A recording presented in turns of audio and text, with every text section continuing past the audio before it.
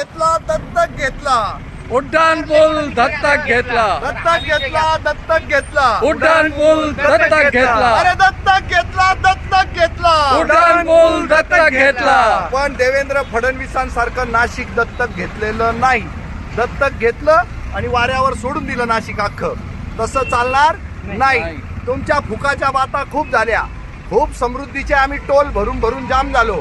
Normal रस्त्यांचे toll भरून भरून जाम झालो. पण आम्हाला तुम्ही रस्ता देत नाही. स्वातंत्र्यवीर सावरकर उड्डाणपूल तुम्ही हायवेकडनं घेतला. महापालिकेचा छाताड बनवत घेतला. अरे घेतला तर मेंटेन करा ना.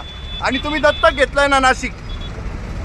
तुम्हाला बीजेपीला राक्षसी असं बहुमत दिलं.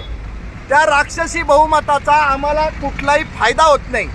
पण निर्भय महाराष्ट्र पार्टी जिचा जीव आहे एकदम किड्या मकोड्यासारखा, पण आमचं आहे ना मन स्वच्छ आहे. आम्ही संविधानानं हे देश चालवा सांगतो तुम्हाला. पारदर्शक पद्धतीनं चालवा.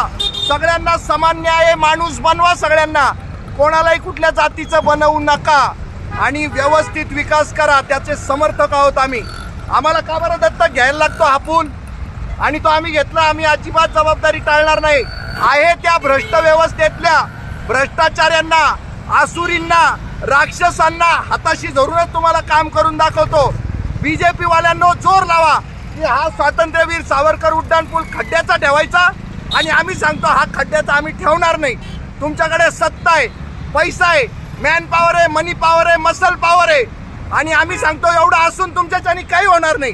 आणि आमच्याकडे हे काहीच नाही आहे तरी पण आम्ही दत्तक घेऊ आणि हा उड्डाणपूल सरळ करून दाखवू. अग्रवाल साहेब तुम्ही आहे का नाही त्या खुर्चीत आम्हाला माहित नाही. कारण तुम्ही कायमच कुठंतरी असता. VC मध्ये असता, प्रचाराला असता, प्रसाराला असता, कुठेतरी गेलेलेच असता. तरी अग्रवाल साहेब उद्या तुमचा पिच्छा पुरवू. जिथं असाल तिथं येऊन तुमच्या डोक्यावर बसू आणि हे काम करून घेऊ. मी तुमचा फॅन आहे. पुण्यावरून आलोय. Thank you. I love you. Yes sir. Like आहे.